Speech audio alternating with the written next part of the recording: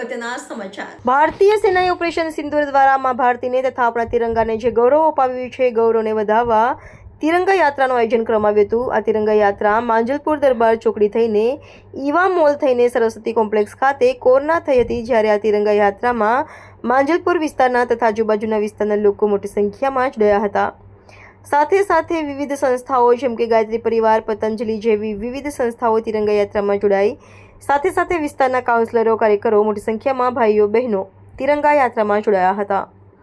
ભારતીય સેનાએ પહેલગાંવ ખાતે જે શૌર્ય બતાવ્યું હતું તેના નિમિત્તે આજે તિરંગા યાત્રા જોડાઈ હતી।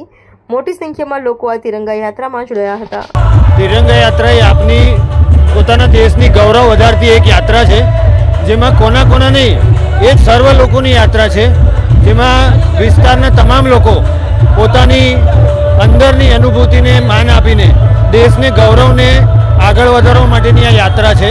એમાં દરેક સમાજના વર્ગ, દરેક સમાજના ઉંમરના લોકો, એમાં નથી કોઈ પાર્ટી કે નથી કોઈ ભેદભાવ, આ દેશના ગૌરવ માટેની યાત્રા છે અને એક સ્વયંભૂ રીતે લોકોએ કાઢેલી યાત્રા છે, જેમાં મારા જેવા પ્રોફેશનલ માણસો, મહિલાઓ, યુવાનો, વૃદ્ધ લોકો, વડીલો એ બધા જ જોડાયેલા છે અને એ પોતાના દેશને ગૌરવ અનુભવવા માટેની આ યાત્રાનું આયોજન કરેલું છે।